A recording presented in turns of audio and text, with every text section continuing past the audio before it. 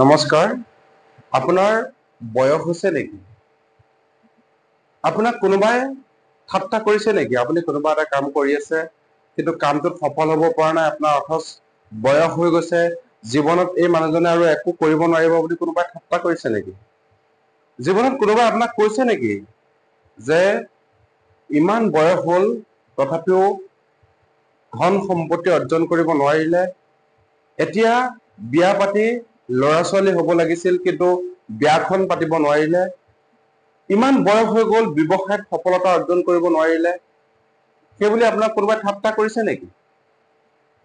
আমাৰ সমাজ ব্যৱস্থাত তেনেদৰে ঠাট্টা কৰাটো স্বাভাৱিক, কিন্তু আপোনাক যদি তেনেদৰে ঠাট্টা কৰিছে তেনেহলে আপুনি মই কোৱা এই মানুহকেইজনৰ কথা মনত পেলাব। আপুনি জীৱনত তেতিয়া আপুনি যি কাম কৰি আছে সেই কাম দুগুণ উৎসাহেৰে কৰিবলৈ আপুনি ইচ্ছা প্ৰকাশ কৰিব, আৰু জীৱনত যদি আপুনি সফলতা অৰ্জন কৰিব বিচাৰিছে আপুনি যি কাম কৰি আছে সেই কাম কৰি থাকক। বয়স সময় ইয়াত কোনো ফেক্টৰ নহয়। যদি আপুনি সফলতা অৰ্জন কৰিব বিচাৰিছে কোনোবা এটা কামত, আপুনি বিফল হৈছে কিন্তু আপুনি সেই কামটো এৰি নিদিব। বিফলতাই সফলতাৰ মাপকাঠি। বিফল নহলে মানুহে কেতিয়াও কোনো শিক্ষা ভালদৰে ল'ব নোৱাৰে। সেয়েহে মই কওঁ, আপোনাক যদি আপোনাৰ চৌপাশৰ মানুহে, আপুনি কোনো এটা কাম কৰি আছে কিন্তু আপোনাক চৌপাশৰ মানুহে যদি আপোনাক অনবৰতে ঠাট্টা মস্কৰা কৰি আছে, যদি গালি গালাজ দি আছে যে ইমান বয়স হৈ গ'ল একো কৰিব পৰা নাই, যে কি কৰিবি জীৱনত, তোৰ আৰু কাম নাই, হয়তো আপোনাৰ নিচেই আপোন ঘৰৰ মানুহো আপোনাক এইষাৰ কথা কব পাৰে। যেতিয়া আপোনাৰ ঘৰৰ মানুহে হওক বা ওচৰ চুবুৰীয়া মানুহে হওক এই কথাষাৰ যেতিয়া কব যে তোৰ আৰু জীৱনত একো কাম নাই, তই এই কামটোত লাগি নাথাকিবি, তই আৰু সফল হব নোৱাৰ, তেতিয়া আপুনি এইকেইজন মানুহৰ কথা মনত পেলাব। মনত পেলালে আপুনি দুগুণ উৎসাহেৰে সেই কাম কৰিবলৈ মনত জোৰ পাব, আৰু জোৰ পালে আপুনি জীৱনত সফল হব পাৰিব। আমি সকলোৱে PDF ফাইল ব্যৱহাৰ কৰোঁ। PDF ফাইলৰ অবিহনে আমাৰ হয়তো দৈনন্দিন জীৱনটো অচল হৈ ৰয়। আমি PDF সকলোৱে কৰোঁ, মোবাইল কম্পিউটাৰত PDF সকলোৱে কৰোঁ। আপোনালোকে জানেনে PDF ফাইল প্ৰস্তুত কৰা এডব কোম্পানীটো, এডব নামৰ যিটো কোম্পানী জন ৱৰ্ণকে প্ৰতিষ্ঠা কৰিছিল তেখেতৰ 42 বছৰ বয়সত। আমি যদি 42 বছৰ বয়সলৈকে যদি আমি সংগ্ৰাম কৰি থাকো তেতিয়া কি বুলি কব? আমি বুঢ়া হৈ গলো বুলি কব, নহয় নে বাৰু? দ্বিতীয়তে আপোনালোকে মনত পেলাব এজন বিশেষ ব্যক্তি যিজন বিশ্ববিখ্যাত ৱালমাৰ্ট নামৰ কোম্পানীটো ছেম ৱালটনে প্ৰতিষ্ঠা কৰিছিল তেখেতৰ 44 বছৰ বয়সত। ভাবকচোন, 44 বছৰ বয়সত যিটো বিশ্ববিখ্যাত ৱালমাৰ্ট নামৰ যিটো কোম্পানী আছে, ছেম ৱালটনে প্ৰতিষ্ঠা কৰিছিলে তেখেতৰ 44 বছৰ বয়সত। 44 বছৰ বয়সত মানে আমাৰ গাঁৱলীয়া সমাজতো আমাক বুঢ়া হল বুলিয়ে কব। গাঁৱলীয়া সমাজে নহয়, আজিকালি নগৰীয়া সমাজতো 44 বছৰ বয়সত যদি আমি কিবা এটা কাম কৰি থাকো, একাগ্ৰতাভাৱে যদি লাগি থাকো, কন্টিনিউ যদি আমি কামটো কৰি থাকিব বিচাৰো, তেতিয়া আমাক সকলোৱে ঠাট্টা মস্কৰা কৰা আৰম্ভ কৰি দিব। ঠাট্টা কৰি গালি গালাজ কৰি আপোনাক ইমান তললৈ লৈ যাব, আপুনি কামটো কৰিবলৈ ইচ্ছা প্ৰকাশ কৰিও আপুনি এটা সময় ৰৈ দিব লাগিব। সেয়েহে কৈছো, আপোনাক যদি কোনোবা মানুহে কৈছে যে এই মানুহজনৰ বয়স সাৰি গল আৰু একো কৰিব নোৱাৰে, আপুনি সেই কথাবোৰলৈ মন নিদিব। আপুনি নিজৰ কামত মনোনিৱেশ কৰক, আপুনি সফল হবই। তৃতীয়তে, আপুনি এগৰাকী বিশিষ্ট ব্যক্তিৰ নাম আপুনি মনত পেলাব। আপোনালোকে নিশ্চয় শুনিছে মাদাৰ টেৰেছাৰ নাম।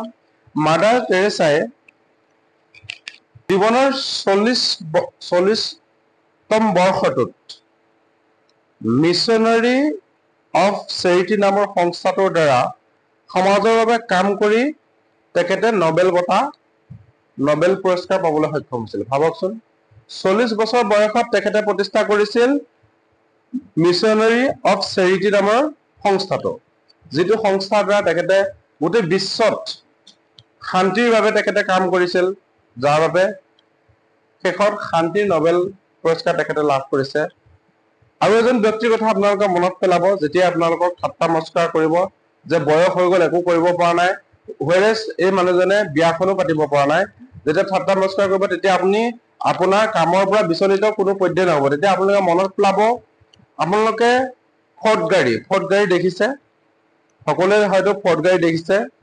বিশ্ব বিখ্যাত ফৰ্ড মটৰ গাড়ী কোম্পানীৰ মালিক হেনৰীয়ে জীৱনত তেখেতে 45 বছৰ বয়সত, হেনৰী ফৰ্ডে তেখেতৰ 45 বছৰ বয়সত ফৰ্ড নামৰ মটৰ গাড়ী কোম্পানীটো প্ৰতিষ্ঠা কৰিছিলে। ভাবকচোন কিমান এখন মানে ভাবিব নোৱাৰা এটা জীৱন, ইমান বয়স হৈ গৈছে তথাপিও কি কৰিছে, তেওঁ কামত লাগি আছে অহৰহ, যাৰ বাবে তেখেতে বহু পলমকৈ হলেও তেখেতসকল আজি সাকসেছ হবলৈ সক্ষম হৈছে। এনেদৰে বহুত কাহিনী আছে। আপোনাক যেতিয়াই কোনো ব্যক্তিয়ে ঠাট্টা কৰিব, কোনো ব্যক্তিয়ে গালি পাৰিব যে জীৱনত তোৰ আৰু কাম নাই, তোৰ বয়স যথেষ্ট হ'ল, তই কি কৰি আছ, তেতিয়া আপুনি সেই মানুহবোৰৰ কথা এবাৰ মনত পেলাব। এনেকুৱা উদাহৰণ আপোনাৰ আমাৰ সমাজ ব্যৱস্থাটো আছে। আমাৰ সমাজতো আপুনি বহু মানুহ এনেকুৱা পাব, যাৰ বয়সেও যাক বাধা দিব পৰা নাই, যাক বয়স যাৰ ওচৰত হাৰ মানি গৈছে, তেনেকুৱা ব্যক্তি আপুনি পাব, যি ব্যক্তিয়ে আজি সফলতা অৰ্জন কৰি আজি সমাজত সুপ্ৰতিষ্ঠিত ব্যক্তি হৈ আছে। গতিকে আপোনালোকৰ প্ৰতি মই এটা বিনম্ৰ অনুৰোধ, বয়স হৈছে বুলি কেতিয়াও যি কামত লাগি আছে সেই কাম এৰি নিদিব। চাব, কাম কৰি যাওক, এদিন নহয় এদিন সফল হবই হব। আমি সকলোৱে গীতা শাস্ত্ৰৰ কথা আমি শুনিছো। গীতাত কৈছে কৰ্ম কৰিব কৈছে, কৰ্মৰ ফল বাঞ্ছা কৰিবলৈ মানা কৰিছে। সেয়ে আপুনি নিজৰ কাম কৰি যাওক, বয়স কিমান হৈছে সেইটোক লৈ মেটাৰ নহয়, আপুনি কাম কৰি যাওক, আপুনি এদিন নহয় এদিন সফল হবই। হয়তো আপোনাৰ বন্ধু নাইবা আপোনাতকৈ কনিষ্ঠজনে জীৱনত কম সময়ৰ ভিতৰতে সফলতা অৰ্জন কৰি বিদেশ ভ্ৰমণ কৰিবলৈ গৈছে, ডুবাই গৈছে, অষ্ট্ৰেলিয়া গৈছে, আমেৰিকা গৈছে। বছৰত তেখেতে হয়তো এবাৰ বিদেশ ভ্ৰমণ কৰিবলৈ গৈছে। কোনে জানে কাইলৈ যদি আপুনি যোনটো কাম কৰি আছে সেই কামটো যদি সফলতা অৰ্জন কৰে, হয়তো আপুনি এটা বছৰতে বিভিন্ন বিদেশ আপুনি ভ্ৰমণ কৰিবলৈ পাব। একেলগে 20খন 30খন দেশ আপুনি হয়তো ভ্ৰমণ কৰাৰ সুবিধা লাভ কৰিব। সেয়ে আপুনি যি কাম কৰি আছে সেই কামত একাগ্ৰভাৱে আপুনি মনোনিৱেশ কৰক, এদিন নহয় এদিন আপুনি সফলতা অৰ্জন কৰিব। আপোনাক যোনে যি নকওক, আপোনাৰ বয়স হৈছে বুলি যোনে ঠাট্টা কৰিব পাৰে, আমাৰ সমাজখন এনেকুৱা, আমাৰ সমাজ ব্যৱস্থাটো এনেকুৱা, আপুনি কিবা এটা কৰি আছে আপোনাক তাত প্ৰেৰণা যোগোৱাতকৈ তাত আপোনাক ডিমোটিভেট কৰিবলৈ বহুত মানুহে চেষ্টা কৰে। আপুনি সদায় মনত ৰাখিব লাগিব আপোনাৰ লক্ষ্য ক'ত। আপোনাক যদি কোনোবা মানুহে ডিমোটিভেট কৰিবলৈ চেষ্টা কৰিছে, তেনেহলে মই আগতে যি কেইজন ব্যক্তিৰ নাম মই আপোনালোকৰ আগত অৱগত কৰিছো, তেখেতসকলৰ কৰ্মৰাজিৰ বিষয়ে অৱগত কৰিছো, সেই কৰ্মৰাজি আপোনালোকে মনত পেলাব। আপোনালোকে যে সেই কৰ্মৰাজি মনত পেলাই জীৱনত যি কাম কৰি আছে সেই কামত যদি আপোনালোকে আগবাঢ়ি যায়, এদিন নহয় এদিন আপোনালোকে সফল হবই হব। নমস্কাৰ, সকলোকে ধন্যবাদ আৰু কৃতজ্ঞতা জ্ঞাপন কৰিছো। আপুনি যদি মোৰ ভিডিঅ'সমূহ মোৰ ইউটিউব চেনেলত চাই আছে, তেনেহলে ইউটিউব চেনেলটো ছাবস্ক্ৰাইব কৰি দিব। যদি আপুনি মোৰ ফেচবুক পেজত আপুনি ভিডিঅ'টো চাই আছে, তেনেহলে মোৰ ফেচবুক পেজখন অনুগ্ৰহ কৰি আপুনি ফ'ল' কৰি দিব। ধন্যবাদ।